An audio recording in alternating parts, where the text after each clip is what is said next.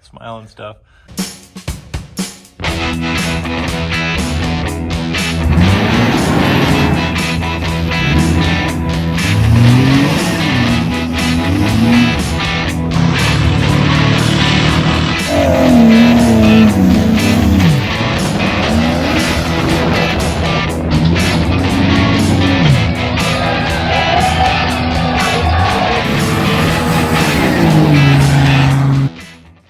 Hey everyone, Darren here with Iron Rock Off-Road. Today we're going to be jumping back into the JT video series and starting with our JT Rock Link Long Arm Upgrade installation video.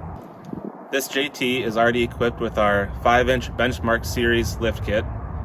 It is equipped with 37-inch Cooper SCT Pros and has black Rhino beadlock wheels in candy red. It also has bumpers front and rear from Artec. Alright, so let's go ahead and get this video started.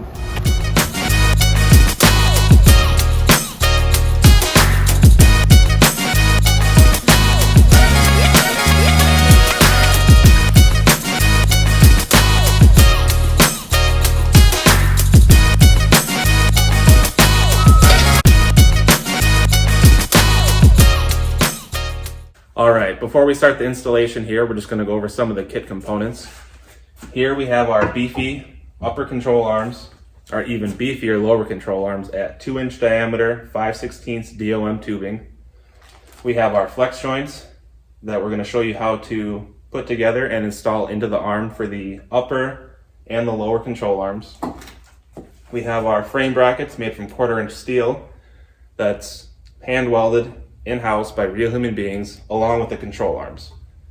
We have our hardware kits, and we have the Iron Rock Off-Road guarantee that there are no defects in materials or workmanship for as long as you own the product. And our control arms have a special warranty. So if you bend these control arms doing anything, we will warranty them out. The control arms have a clearance bend here for large tires so you can get that lock-to-lock turn without rubbing on them. And they also feature a clamping style hold instead of jam nuts. Also, this kit will not work with the 2 doors because of where the fuel tank sits and where the control brackets want to mount on the frame. And it also does not fit the hybrid model because of where the battery has to go. It does fit the diesel model without issue. It is close, but it does fit. It also fits the 2-liter 4-cylinder, but you need to reposition the coolant lines. So once you get your kit here, you're just going to want to go over the parts list, make sure you have everything that you need and that's supposed to come in the kit. Also, it wouldn't be a bad idea to get some of the tools ready that you need to get this all installed. Alright, we're going to start with assembling the flex joints for the upper control arm. These will be the 2 5/8 IRO flex joint. You're going to need a 5/32 Allen socket, a 3/8 open wrench, and an inch-pound torque wrench. Also, it wouldn't be a bad idea to pre-lube these up a little bit with a little grease. It does make assembly slightly easier. Alright, here's how to assemble the flex joints for the lower control arms. You're going to want to start by putting a Allen bolt in every other hole. Then you'll take your joint here, put a little bit of grease on it. Take one of the cups, put it in there, line up the 3 holes.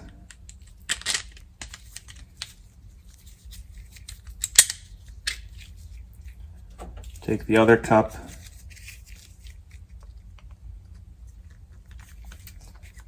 and place that over it.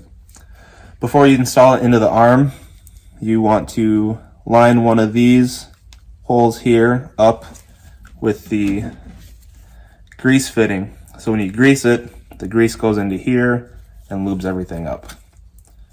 So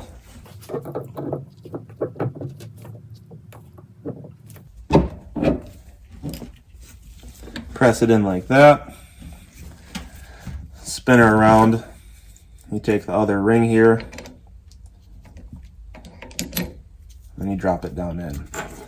Then you'll want to take the other 3 remaining Allen bolts and put them in the opposite direction of the other ones.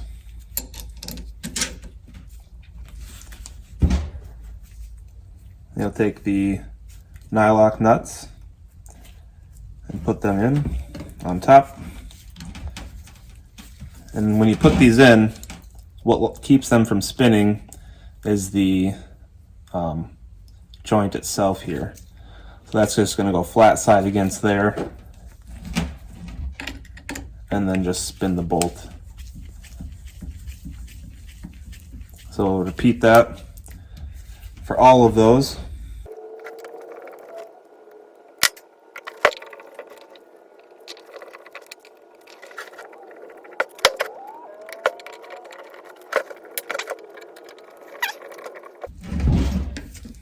Once you get them all tightened up by hand, you're going to want to take your inch-pound torque wrench, and the first setting is going to be to 70 inch-pounds.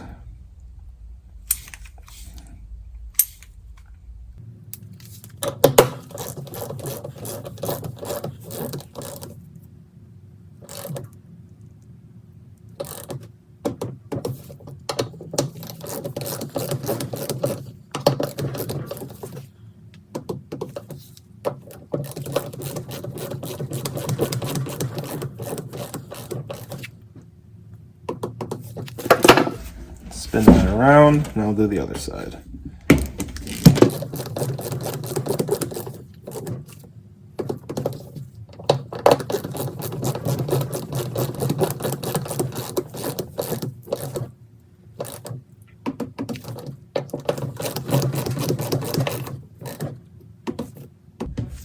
After you torque all 6 of those to 70 inch-pounds, you're going to go back and re-torque them a second time to 85 inch-pounds. 80, 2, 3, 4, and 5. See, we got a little bit more turn out of it, and clicks.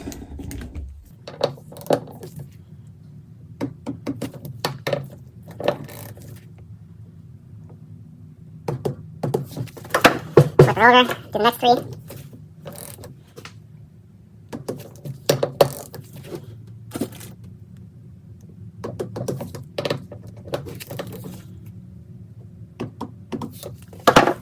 Now that it's all torqued together, we're just going to let it sit for 5 minutes, kind of let the materials squish together, and then in 5 minutes we're going to re-torque this to 85 inch-pounds, again. Next, you're going to want to install the grease fitting. That just goes right into the end here. That's where our 3/8 wrench is going to come in handy.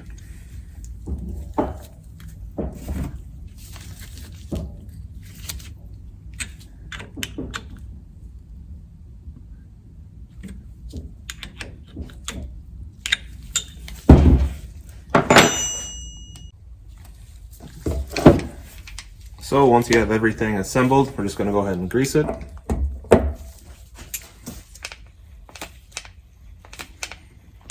With these being new, it is going to be tough to get the grease to flow through.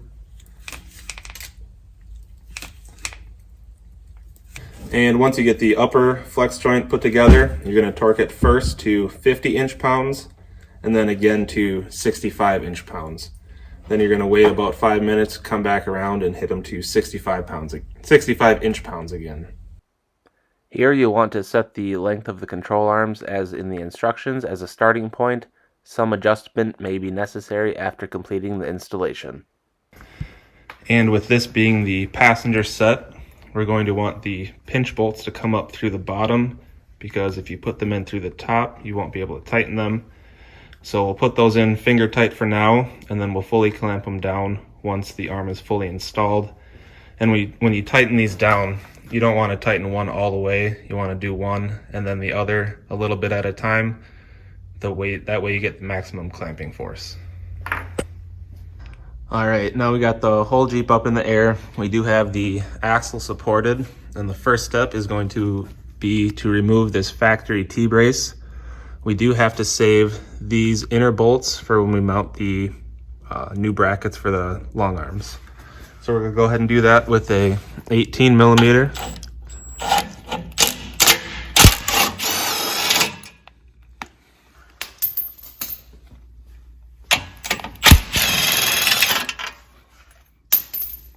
And one more bolt right here on the transmission cross member.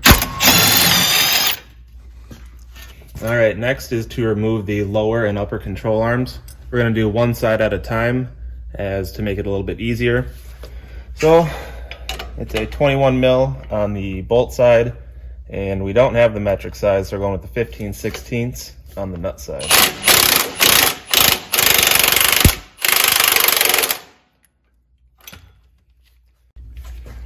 Next, we're gonna move to the frame side of the lower control arm.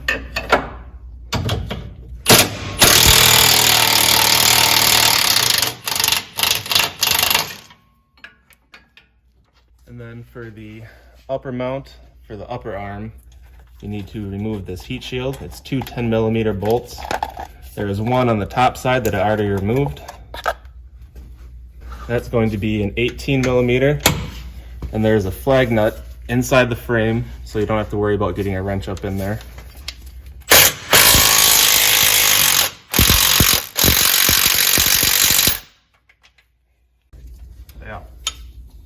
Now we're going to do the axle side of the upper control arm, also 18 millimeter.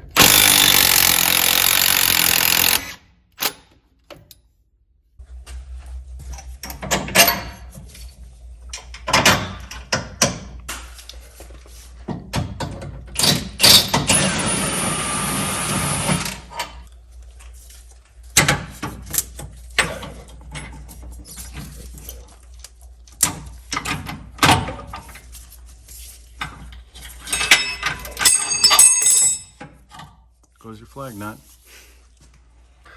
All right, once you got your lower and upper arms removed, now you have to cut the factory control arm brackets off of the frame. So they have to be ground flush to the frame. So we're going to cut along the bottom here and cut that off, and then end up grinding these welds all the way down, all the way around, and then the same for the upper control arm mount. That all has to be ground flush. And then you also have to grind this off flush with the frame. This is the driver's side. And then over on the passenger side, it's going to be the same thing. You have to remove this plate here and then grind this stud flush with the frame as well. Also, you have to remove the brake lines here from the clips that hold it into the frame, so you can kind of push it up and out of the way. And if you have a 2-liter turbo, there's also going to be coolant lines running here that will also have to be repositioned.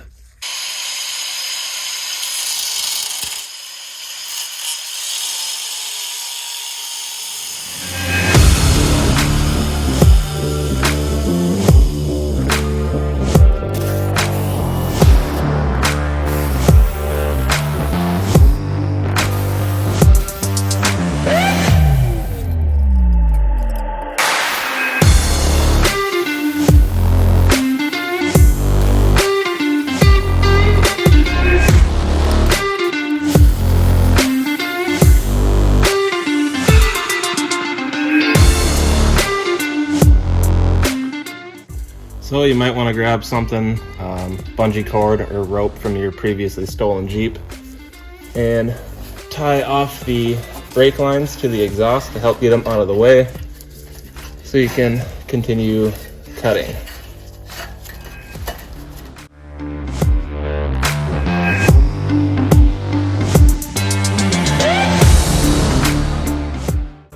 Alright, now that we have everything cut off and cleaned up, you just want to wipe everything down, get all the dust free, and we are prepped for paint.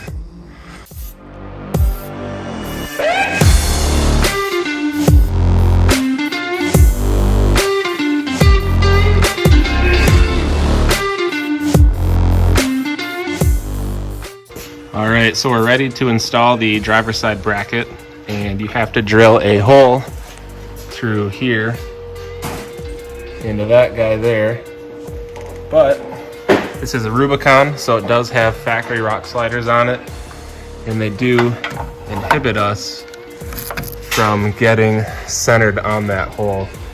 So you have to remove your factory sliders, 10 mil bolts on each side of one of those guys all the way down.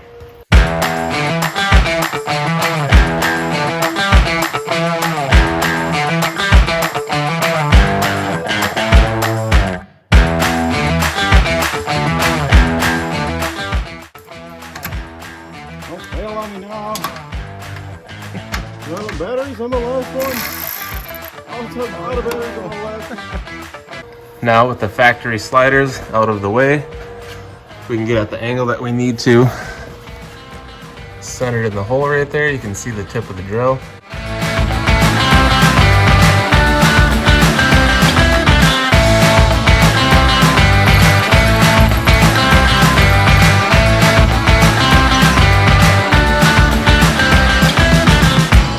All right, now we're ready to install our frame side bracket on the driver's side. We're going to reuse our hardware from earlier, then when we took out our cross member.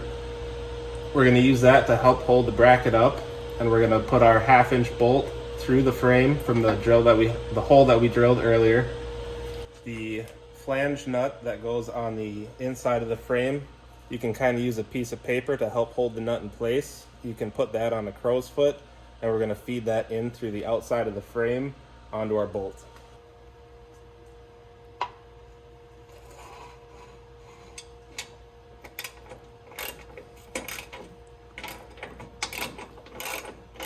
Look at the faces he's making.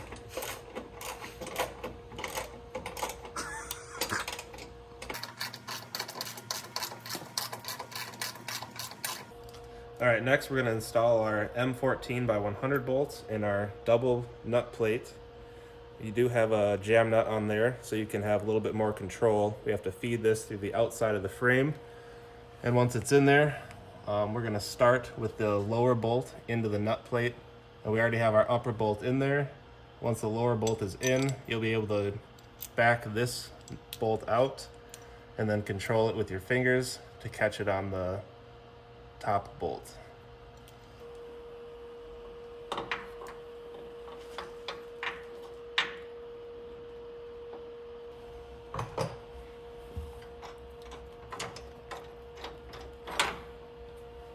Once you have this bolt started, you can remove the bolt on the back side and then control with your fingers over to the top nut and slide it over.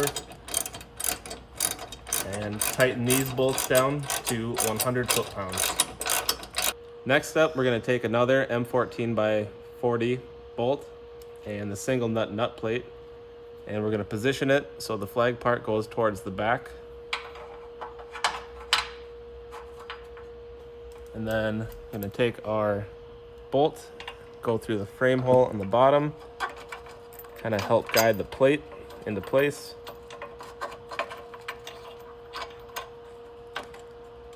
We're going to torque this to 100 foot-pounds.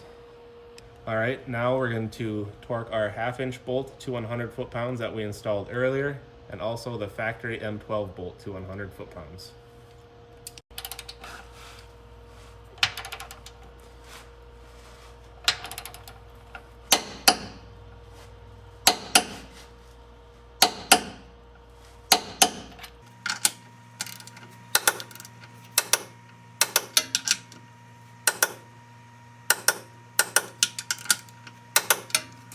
All right, now we have our upper and our lower control arms in place. You might need to do some rigging with some ratchet straps to pull the axle front to back and possibly drop your track bar and use another ratchet strap to move it side to side depending on how you have the vehicle set up. And then first we're going to torque the frame side of the lower control arm to 130 foot-pounds. You don't want to torque the axle side yet because that's a rubber bushing and you want the weight of the vehicle to sit down before you tighten that up. On the upper control arm, we're going to torque that one as well while we can to 120 foot-pounds. Again, on the axle side, it's a rubber mount bushing, so we're going to wait till the vehicle is on the ground and the whole weight of the vehicle is sitting down, and then we're going to torque this to 90 foot-pounds. After we have the weight of the vehicle on the ground, we're going to torque our lower control arms to 130 foot-pounds. And then we're going to come up to our clamp bolts. But before we tighten those, we're going to center the flex joint as best we can inside of that bracket. Then we're going to torque these to 140 inch-pounds. Then we're going to come to the upper control arm. We're going to torque that to 90 foot-pounds. And then torque this also to 140 inch-pounds. Now we're just going to go ahead and do everything that we did on the driver's side on the passenger side.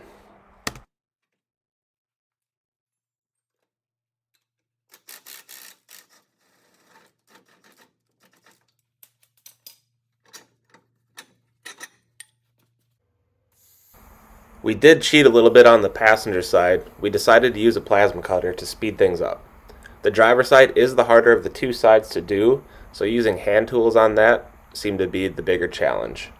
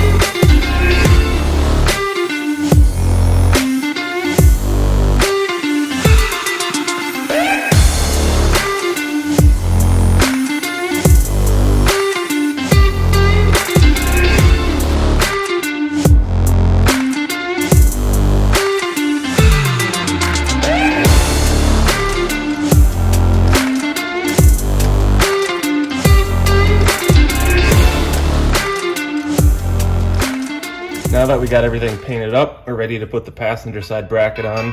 We're going to take the hardware that we used, that we removed earlier from our cross brace, again to line up the bracket. And then on this side, we're going to be starting our 1/2-inch hole through the inside of the frame this time. There's no hole there, so once you have it up into place, you're going to take your drill bit and mark the hole, probably bring the bracket back down again, and then drill through the frame to the size that we need, which is 1/2 inch.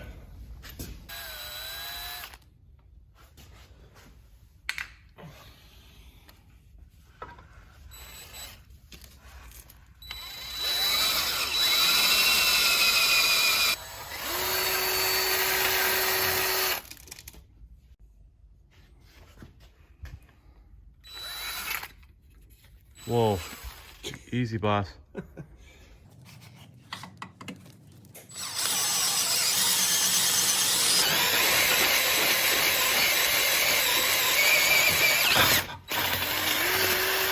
All right, once you get the hole drilled and your bracket back up, you might have to come back in with your 1/2-inch drill bit to help align the holes a little bit better.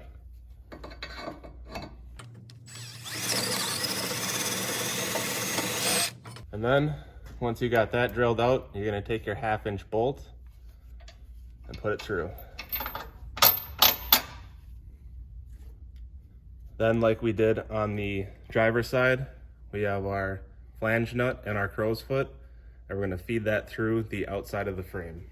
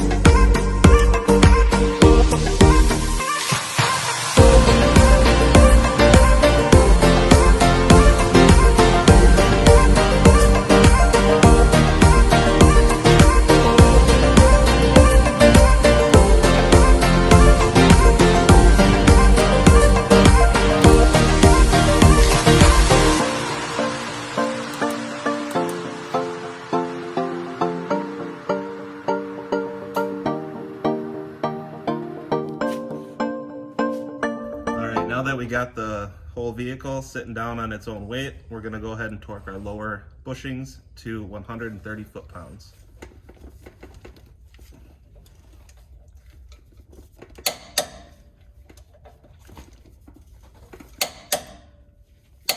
Alright, we've got both of our lowers torqued to 130 foot-pounds. Now we're going to go ahead and torque the uppers to 120.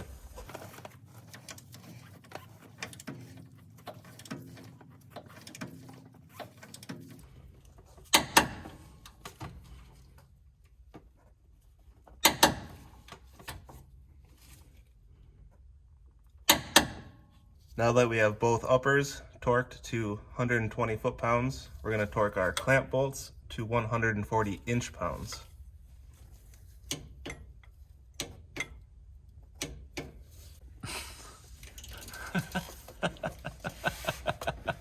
Smile and stuff. Alright, now that we have our upper control arm clamp bolts set to 140 inch-pounds, we're also going to set the lower control arm clamp bolts to 140 inch-pounds. And with these, you want to do a little bit at a time on each one to make sure that they clamp down evenly.